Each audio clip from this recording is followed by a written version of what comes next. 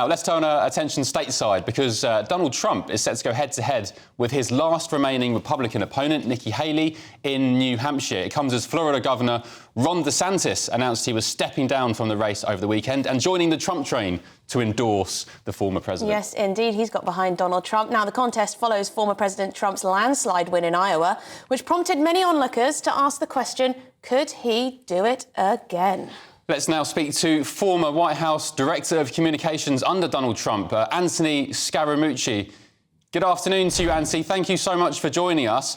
I'm a big fan of your work, and I'll ask you later on about the Bitcoin ETF as well, because that's a pet love of mine. But let's first of all get stuck into Donald Trump, the Republican race, and your history with the former president, because when you were the White House communications chief, Anthony, at your first press briefing to reporters, you said that you loved the mission that the president was on and that you were a big fan of him and you were very loyal to him. So my question to you, sir, is what happened to your loyalty?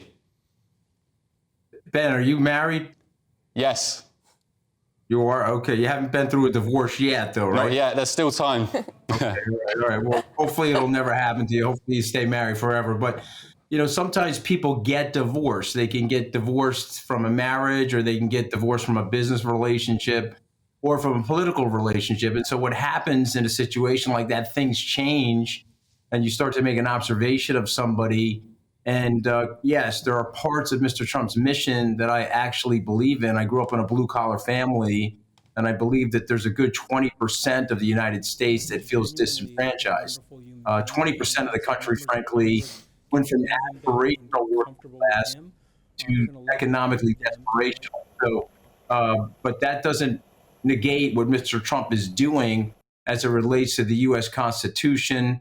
It doesn't negate what he's doing as it relates to the insurrection, the election interference. And let me just make one last point. There are 20 cabinet members that work for Mr. Trump closely and directly alongside of myself. Now, granted, I was there for 11 days, but I did work for him for close to a year on the campaign. And we all saw the same thing, and we were all speaking out against his temperament to be the president of the United States. So things do change. Facts change, and smart people change their opinion when the facts change. Well, Anthony, you may have, Donald Trump may have lost your support entirely, but there's a difference between not supporting Donald Trump for president and supporting and backing President Joe Biden. Well, you only got two choices. I mean, you know, unfortunately, the United States has decided to put up Joe Biden and Donald Trump. And so you have two choices. I'm choosing the person that's going to preserve the American institutions of the democracy and the American system. Mr. Trump has already said that he doesn't want to do that. He wants to be dictator for a day. He wants to expand the executive powers. He wants to persecute. He wants to use what has typically been an agnostic Justice Department, but he wants to use that to persecute his political adversaries. This is not stuff that the UK, the rest of the world, our European allies, our global allies will think highly of once he's in office. And so I'm speaking out against it. He's not going to win, by the way, which is totally fine. People can say whatever they want, but I submit to you rhetorically, name me one person that didn't vote for Trump in 2020 that's all of a sudden saying, okay, yeah, I'm ready to vote for the guy. It's just not going to happen. And the demographics of the country and the beautiful, colorful mosaic of the country have changed dramatically since 2016 and 2020. So you don't think he's capable of expanding his support at all? No chance. There's no chance. And if you look at the polling numbers demographically, his support base is shrinking because, frankly, the population of white people is shrinking. And so, no, there's no chance. He doesn't have that in his personality, by the way. He's too divisive of a guy. But listen, it'll be a fun year. Hopefully you'll invite me back during the course of the year. It'll be a fun year to watch this thing unfold. But he's got no chance. And I understand why the press is ginning up a potential return of Mr. Trump. but it's just not going to happen. Anthony, can you not be slightly generous and give President Trump some credit? He was the no-war president, as he's been dubbed. Potentially, he said that he would solve the Ukraine-Russia conflict within a day. The stock market was booming under his watch until COVID reared its head. I mean, he wasn't a totally awful president, was he? All right, Ben, time out. Let's go over each one of those things. He also said he was going to balance the U.S. budget in 4 years. He added $7.8 trillion to the budget. You know he can't solve the Ukraine problem in a day. You also know that he slowed down the arms and material to the Ukraine. Since 1994, the United States, in exchange for the Ukraine giving up their nuclear weapons, developed something called Operation Porcupine, where they fortified the Ukrainians with anti-tank, anti-ballistic missiles, etc., to protect the Ukrainian people from the Russian Federation. Mr. Trump slowed all of that stuff down. So when you say he's not the war president, in many ways, if you ask people in the Pentagon, if you can get them to come on your show, they'll tell you the actions that he took during his presidency contributed to Vladimir Putin thinking it was an easy way to strike the Ukrainians. So you want to go to the stock market. The stock market has never done better than during the Biden administration. And since the three of us are talking and getting along nicely, he mishandled the pandemic. We lost 21.5 million jobs during the pandemic. Yeah, I agree with you on that. I will give the president credit for recognizing, in the same way you guys had a Brexit, there's a very large group of people in the United States that feel left out and they feel disenfranchised. And I'm upset that the establishment politicians are not helping those people.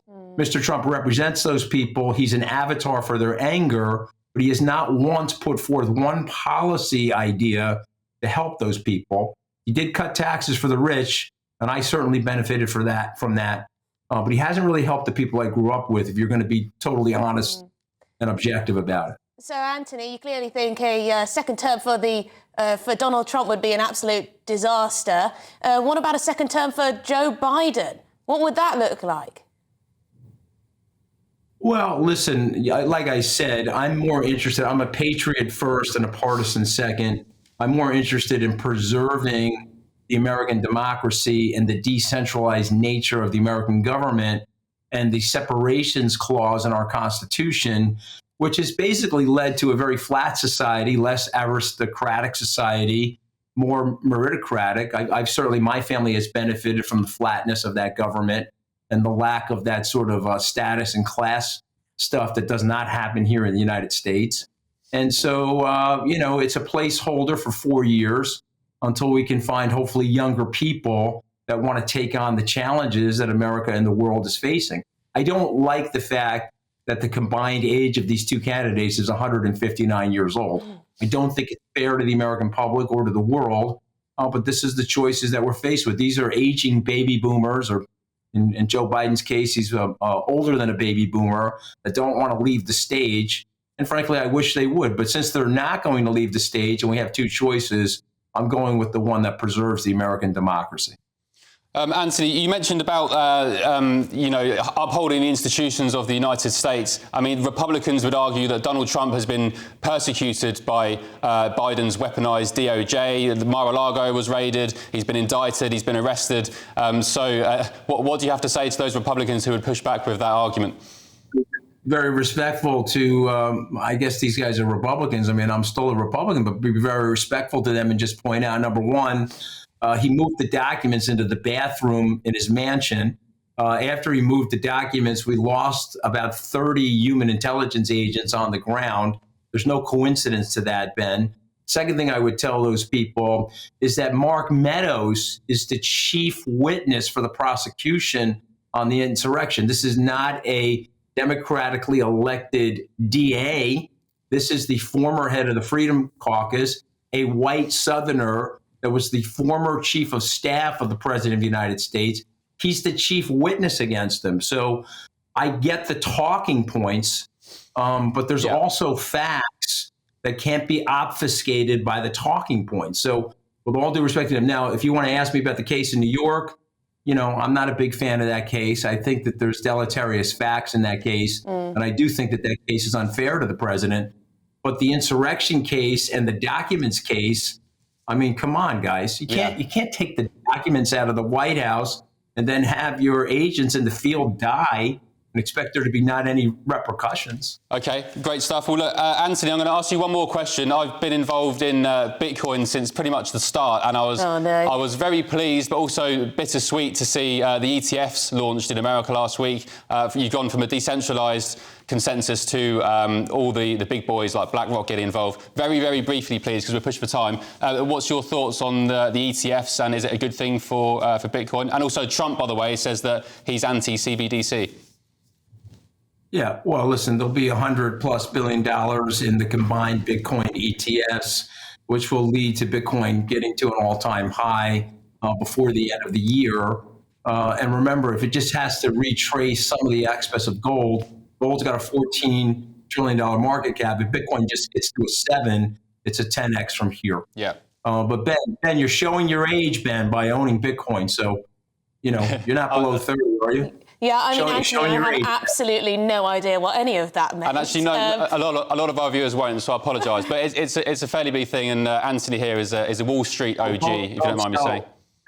And don't sell your Bitcoin, Ben. That's the big message. Okay, forget about Trump and Biden. Don't sell your Bitcoin. I won't. Well, there you go. You used your privilege as the presenter there, the interviewer there. Thank you very much for your time, Anthony Scaramucci there, former White House Director of Communications. Good to speak to you. I'm a big fan of his work. He's not just a Trump White House comms chief, but he's a Wall Street legend as well. He's a massive Republican Party donor. I don't agree completely. Big finance guy. Yeah.